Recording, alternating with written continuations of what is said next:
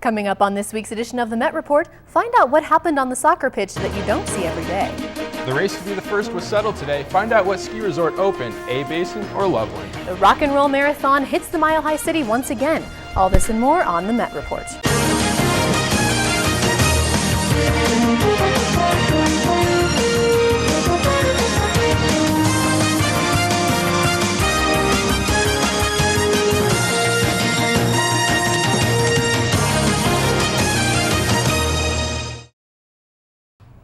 Welcome, thank you for joining us. I'm Douglas Coulter. And I'm Erica Lloyd.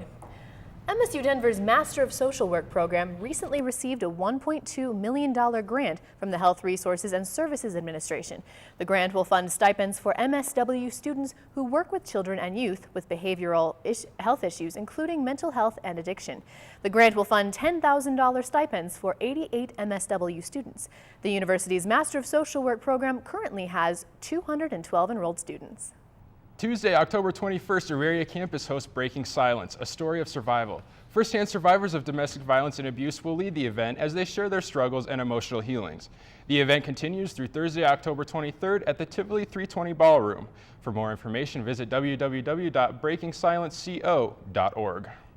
You've got your smartphone, your smart car, and now you can get a smart desk. The StirKinetic Smart Desk has lots of unique features that you won't find in an ordinary desk. Every 20 minutes, the desk tells you to switch positions. It also is motorized to automatically adjust to your height.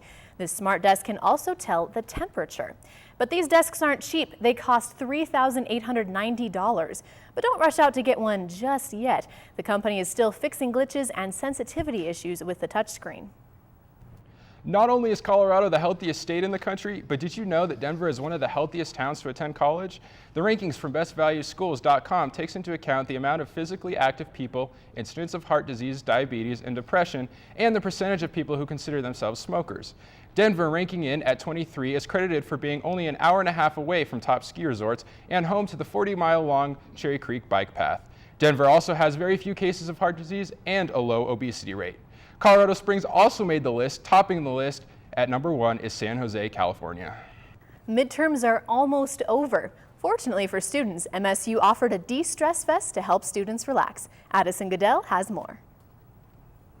As students make their way to the classroom and back home to study, a break would be nice to achieve every so often. And it just kind of gets them thinking about those things that might make a difference between a great grade in class or not doing so well in classes. A lot of workshops that go on, and one of the workshops that we had that's really popular was the sex, drugs, and rock and roll.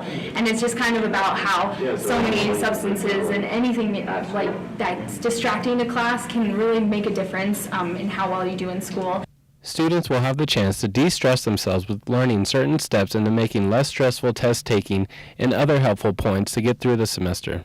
From studying, I play little games on my iPad, puzzle games, RPG games, anything to keep me distracted. About 12 hours a week, and then Sundays as much as possible. We also have a lot of, we have like a Fun Fit Friday where you do yoga, you do Pilates, anything to kind of just get you relaxed and just thinking about ways that you can further do better and not stress yourself out so much. Remember, students, that the harder you cram late night studying doesn't necessarily mean you'll be ready for that test at 8 a.m. Getting plenty of sleep and time management is what's going to help you get through this semester. For the Met Report, I'm Addison Goodell. Looking for a frightfully good time? MET-Media and the Metrosphere Arts and Literacy magazine staff are hosting their annual Halloween party, Metrosphere. It takes place on Thursday night, October 23rd from 7 to 10 at the St. Cajetan Church. The event features collections of stories, artwork, and from students, music, snacks, and even a costume contest. For more information, contact Lauren De La Cruz at ldelacruz@msudenver.edu. After an Auraria student's backpack was snatched and stolen on a light rail, police advise students to be aware of their surroundings at all times. Meher Amin tells us more. Fear, anxiety, and excitement. These are only a few of the feelings light rail users may feel on a regular basis. Due to the recent events of a robbery at 1 a.m. on September 28th that took place at the 10th and Colfax station, it's important for all students of the Auraria Campus to know how to feel safe on the train and on campus at all times. We asked for their feedback on how safe they feel on light rail and on campus. Pretty safe. Sometimes I take it as late as like 8, 9 o'clock at night. Sometimes campus is not as safe, but once you get to the light rail, you pretty much know that you're going to be okay. Feel perfectly safe. I've never had any problems. What do you suggest we can do, or RTD can do, the police can do, to prevent those types of situations to happen? Well, I suppose if they had like security guards or something like stationed at this at each of the stops, and if they just like watched it. Even with police and blue light telephones scattered all across campus, it's important for students to remain vigilant. For the Met Report, Meher Amin. Do you have an interest in fashion? Think you've got what it takes to walk the catwalk in Colorado's biggest fashion show? Well, here's your chance. Sign up now to participate in a Denver Fashion Week casting call on October 23rd at City Hall on 11th and Broadway. The audition is open to male and female models ages 17 and up who are at least 5'7". Experience is expected but not required. Casting accepts both agency and independent models. Casting starts at 6 p.m. This year's fashion lineup includes Mondo Guerra, Stephanie O, Diesel, and many other top designers. The Denver Marathon is almost here, and John Madden has a sneak peek at one of the country's biggest races. The streets of Denver, Colorado are currently filled with traffic running off of gasoline and motor oil. This Sunday, those streets will be filled with traffic running off of blood, sweat, and tears. Denver is hosting the 5th annual Rock and Roll Marathon October 19th, where runners from all over the country will look to conquer the 26.2-mile course for one of those precious medals and bragging rights. Playing a marathon is life-changing. Makes you feel like you can accomplish anything you set your mind to. Alan Bridgeforth is a personal trainer, owner of Get Off the Couch Fitness, who has completed 10 marathons, with one of them being the Denver Rock and Roll. The Denver Rock and Roll Marathon is a great race. It takes you all around Denver's popular landmarks. This year's course will start at Civic Center Park, then make trips around the Pepsi Center, Coors Field, Washington Park, and then finish back where it started. Here at Civic Center Park, if you cross the finish line, you're either feeling like a champion or feeling like you need to find the nearest hospital. So if you're running this weekend, before you cross the first mile, what are some tips and tricks to think of so you can celebrate outside of the ER room? Just to be careful and be aware of your body. Ivana Ramirez is a member of MSU's cross-country team and has completed 3 marathons herself. I think you just have to go out there and have fun and know it's going to be tough. Really control your pace. Jason Carey is also a member of the cross-country team. Make sure you carb load the night before, get enough rest. Don't eat as much as you think you should before the race because that will slow you down. For the Met Report, John Madden. Well, with the marathon and Fashion Week coming up, there's a lot of exciting stuff to do. Hey, are you going to audition to be a model? You know, I don't think so. Not this time around, anyway. No? I think I definitely meet the height requirement, though. What was it, 5'7"? 5'7". Yeah, we both qualify. Well, there you go. Maybe next year. Maybe next year. We'll go strut our stuff. All right, yeah. Let's do it. Well, coming up is the weather. Sarah, is it going to be nice this weekend? Thanks, Erica. Yes, we have a nice weekend coming up, but more on that later. Taking a look at our current conditions right now, we're sitting at a nice even 60 degrees with a high of 64, low of 42, and plenty of sunshine. Hourly, we're looking at our highest temps at 62 over here in the mid-afternoon area. We won't be seeing much of a fall until about 6 p.m., and that's when we're going to hit those high 50 degrees. Averages for October 17th, well, we're sitting at a little bit lower than what the regular average is, but our lows for this evening are going to be well above the average. Record high back in 1991, 91 degrees. Whew. Record low, 14 degrees in 1984. Tomorrow's weather, going to be beating out those averages by quite a bit. We're actually looking at a high of 70 degrees. Quite nice. Low of 46 and lots of sunshine. So take advantage of that warm fall weather while you can. Back to you guys.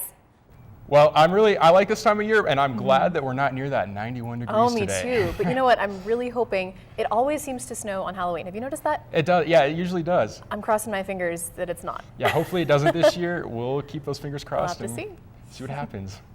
All right, still to come on the Met Report, find out just how big the record-holding pumpkin is in Colorado. And if you're planning on taking your kids trick-or-treating this year, we'll tell you what to look out for. And women's golf was in Utah to wrap up their fall season. We'll let you know how they finished later on in sports. We'll be right back.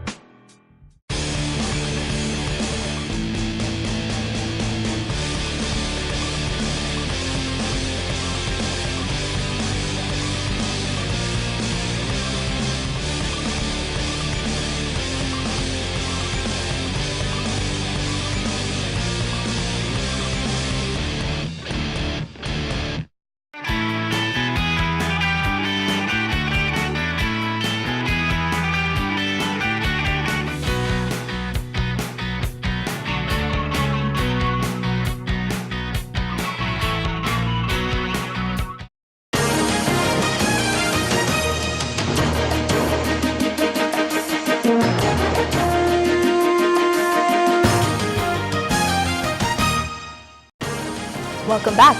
Skid Row Housing Trust, a Los Angeles County health agency, has a new apartment building that experts are calling a national model for reducing homelessness. The $18 million Housing for Health program wants to get about 10,000 of the country's most vulnerable people off the streets and into permanent housing. The 102-unit housing complex opened just last week. It features a community garden, library, running track, and an art room for tenants. The complex's main goal, of course, is to combat the downtown area's homeless crisis. Residents will pay 30% of their income to stay at the apartment. City housing funds will subsidize the remainder of the rent cost. Can a single young girl change the world? Well, this 17-year-old proves it might be possible. After being almost shot to death in 2012 by a Taliban gunman while going back from school in Afghanistan, Malala Yousafzai has become a different kind of popular girl. She inspires young women around the world to fight for the education they deserve. Her recovery was closely followed by the media. She has spoken in the UN Youth Assembly, wrote a bestseller book. She has been a nighttime show guest, voted one of Time magazine's most influential teens in 2014. There are even rap videos about her on YouTube.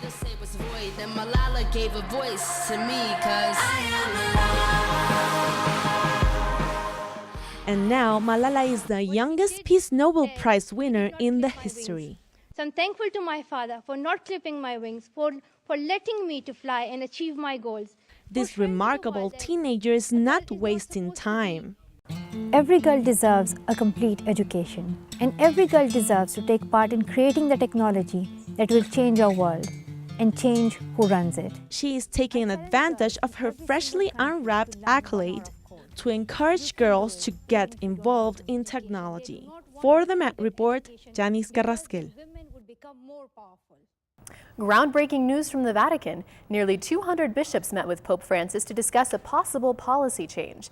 A new document from the Catholic Church says gays and lesbians have gifts and qualities to offer the Christian community. This summit is just the first step in the process of reviewing the Church's doctrine. This possible change may take full effect in about a year.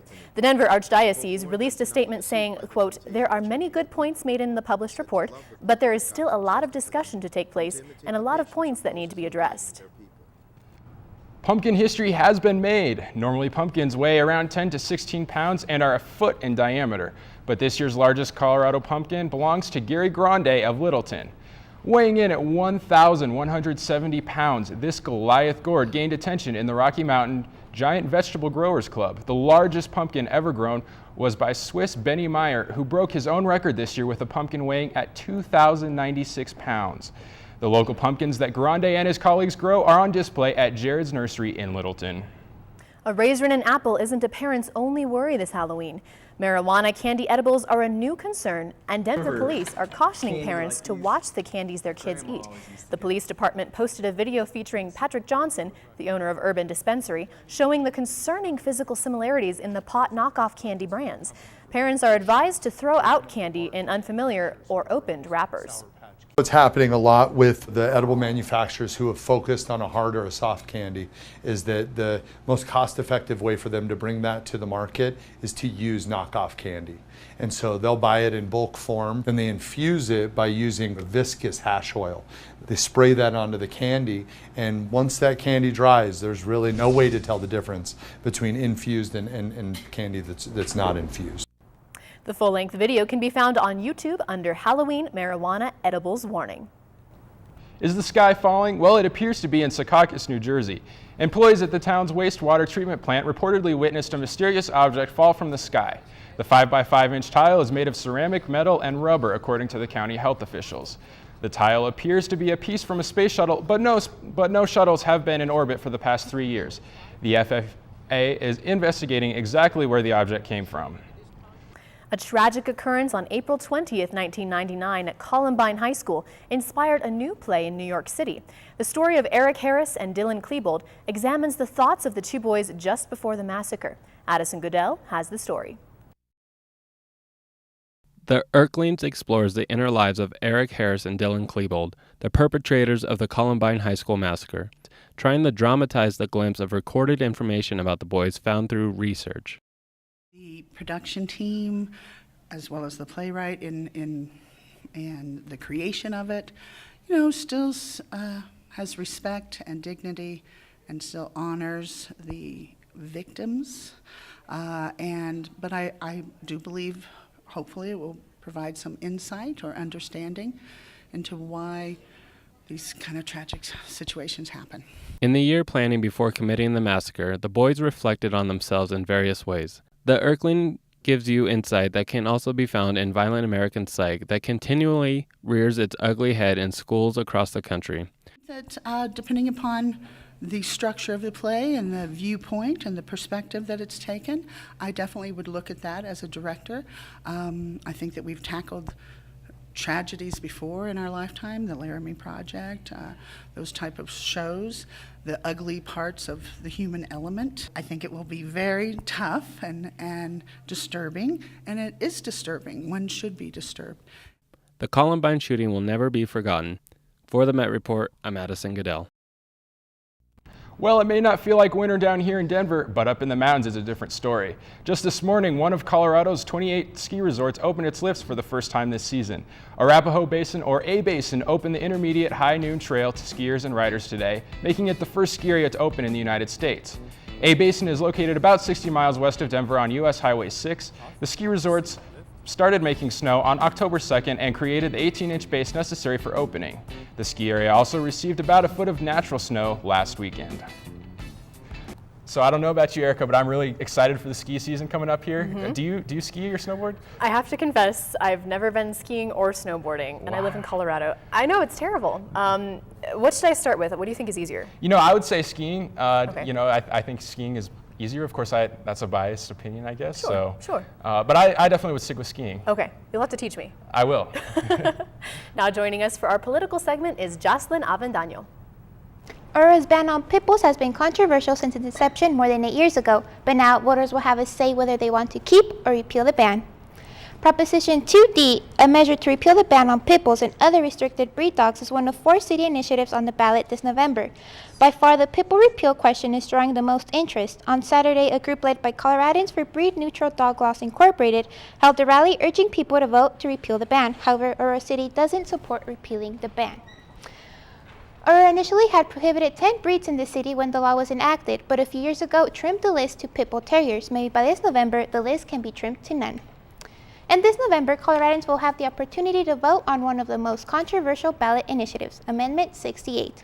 Amendment 68 would allow a new casino to be built at the Arapahoe racetrack where they will expand gaming and gambling, and to where racing and wagering has existed for decades. Proponents argue that over the past 6 years, Colorado schools has endured more than $1 billion in funding cuts, ranking Colorado near the bottom among all states in per pupil funding for education. This ballot initiative promises to improve the state economy and increase funding for K-12 public and charter schools, without a tax hike or cutting of existing services. They argue that Amendment 68 will increase school funding by more than $114 million each year. Opponents argue that Amendment 68 would bring problematic gambling to the Front Range and that it would benefit a single out-of-state company. They argue that it wouldn't tell school districts how to spend the money, but just leave it in the hands of administrators. Voters continue to have a lot of questions regarding Amendment 68, so it would be interesting to see if by November, Colorado will vote yes or no on Amendment 68. And speaking of ballot initiatives, more than 3.6 million ballots went to the post office Tuesday in Colorado's first mail-in only election for 3 national races. County voting offices have till today to get the ballots in the mail. Voting centers open October 20th and October 29th is the deadline to put ballots in the mail before the election on November 4th.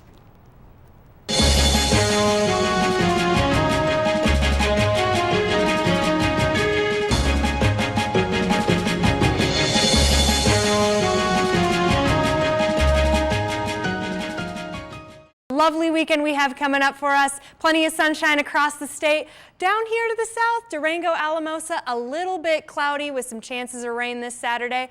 Up to the north, though, 70s in Denver and DIA and some upper 60s in Boulder. Taking a look at Sunday, we've got pretty much the same thing across the state. Plenty of sunshine. Down here in the south, though, Durango, Alamosa, some nasty thunderstorms. So if you're planning on traveling down south, be prepared to get a little wet. Taking a look at our national maps, we've got a nice high pressure system hovering right above us, which is bringing us that warm weather. A little bit of precipitation to the south into New Mexico, but those storms should dissipate throughout the evening. Over to the east, we have a huge cold front lining the coast here, bringing with it rain and cold to our eastern friends. Those storms should last throughout the day. Taking a look at Sunday. Pretty clear in Sunday across the U.S. Those storms from Saturday disappeared. Down here in the south, a little bit of lingering precipitation, but those storms are not severe and we should not be worrying about that. Let's take a look at what the week's got in store for us. Monday and Tuesday, we've got our highest temperatures at 75 degrees. Thursday, 63 is going to be our lowest. Lots of sunshine and our lows in the 40s. I don't know about you guys, but I mean, going to the Broncos game this weekend, it's going to be such a lovely, lovely weekend. It's going to be great. And I'm assuming this is probably going to be one of the last warm games we have at home because probably true. Winter is coming. Yeah, winter is coming for sure. Well, don't touch that remote. Up next, Melanie Townsend continues our haunted series. Find out where our ghost hunters explored this week. Now and then I get insecure from all the pain. I'm so ashamed. I am beautiful, no matter what they say. Words can't bring me down. Where I bring Hollywood a mile high. Aligning the Hollywood stars over Denver. I'm here to bring you the latest juicy gossip from the mile high to the streets of Hollywood. Give your most handsome look to that camera. Where I'll be bringing you the latest gossip from Tinseltown all the way up to a mile high. I didn't get any injuries. I was okay. I was doing a little dancing, these, you know. Check us out every Friday live at 12:30 p.m. on The Met Report.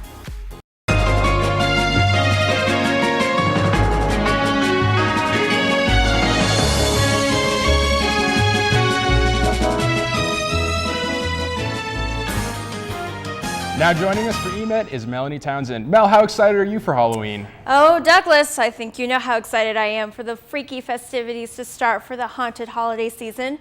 And I even have a pretty cool costume idea picked out, which I'm more than happy to tell you about a little bit later. For now, let's talk about some spooky family fun that folks in Colorado should definitely look into this weekend. Tonight is the perfect night for some terror and fright. Elitch Gardens Fright Fest offers 5 weekends of fearsome fun all throughout the month of October. Kids can enjoy things like the trick-or-treat trail, while adults can witness the Parade of Freaks sideshow or get a chilling experience from a live seance. And let's not forget about Elitch's very own zombie apocalypse. Rain or shine, it's pumpkin time at the Rocky Mountain Pumpkin Patch Festival in Longmont. Come out and pick a pumpkin, pet animals at the petting zoo, or venture through a cornstalk tunnel to immerse yourself into the spirit of fall.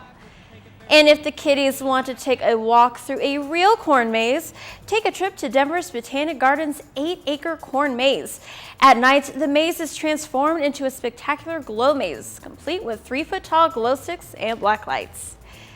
Carving pumpkins, walking through haunted corn mazes, fall festivities just doesn't stop getting better in Colorado. And this weekend is starting to look drop-dead fantastic for zombie lovers. Yes, of course, I'm talking about the mass zombie crawl going down in the Mile High tomorrow. So it's time for you guys to start screaming with excitement. Denver's 9th annual zombie crawl kicks off this Saturday at Skyline Park. The family-friendly event is free for all ages and includes a zombie makeup costume tutorial session, a thriller-themed breakout dance, and a wildly outrageous costume contest. But plan ahead, my monsters. Mile Ride Bus Services has been halted for the duration of the crawl, leaving plenty of room for the undead to wander through deserted streets. The record-setting Zombie March down 16th Street Mall begins at 2 p.m. with plenty of spooky-themed after-parties to attend to at 6. But you don't have to party with just the Walking Dead at Skyline Park. The Grand Oxford Hotel has plenty of eerie spirits and wayward souls to hang out with. And the Met Report was fortunate enough to get an inside look. The Oxford Hotel, a stunning representation of historic hotels to open in Denver. It has housed many popular guests such as Hillary Clinton and the Dalai Lama. But some of the guests never leave, for within the walls of this beautiful brick and mortar building lies a past full of paranormal activity. Built in 1891 by Frank E. Edbrook, the Oxford was a modern wonder of its time, with gas power and elevators known as vertical railways. Today it remains one of the oldest buildings in Denver and one of the creepiest. Let's begin with the tale of Room 320. Once a room for a woman named Florence Montague and her husband back in 1898. 320 is the site of a brutal murder and suicide when dear Florence shot her sleeping husband before turning the gun on herself. The ghost of Florence is said to make herself known to all single men who stay in the room by pulling on arms and violently flinging off bedsheets. The cruise room and minibar remains a popular place for hotel guests to grab a quick cocktail or two and is the site for the apparition of the postman. Sometimes he comes in and he looks like a postman. Sometimes he comes in and looks like any other person, so the bartenders have no idea until his empty beer is magically full again. There are other places in the Oxford where some people aren't too keen on venturing alone. So for no apparent reason, the bathrooms get locked all the time, middle of the night. People have reported that the sinks turn on. Both faucets are just full blast for no reason. I asked around, I'm like, who messed with the sinks? Who messed with the sinks? I'm like, there's no reason there should be the faucets should be on. So that's like one of the things that kind of creeped me out a little bit.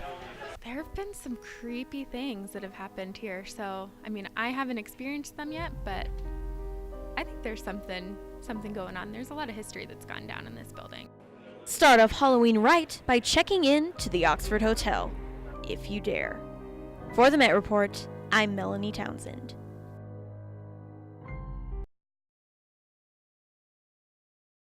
The Oxford truly is an exquisite place, so make sure you stop on by and visit sometime. Who knows? You may be able to make friends with a phantom postal worker. Well, if you're not too sure about seeing some ghosts this weekend, head on down to your local movie theater to see this week's awesome new must-sees. Oh my gosh, did you see that? You gotta check it out. I wanna see that. That's so cool. I can't wait. We have to go and check that out. Let's see. We're in trouble and need help. What happened? I know that this is gonna sound crazy, okay? We saw something crash in the woods. What the hell?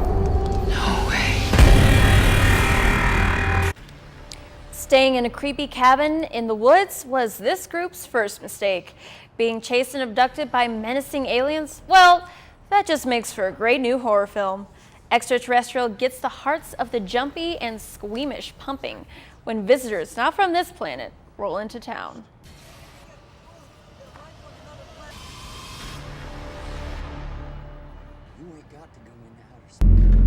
I promised my crew a long time ago I'd keep them alive.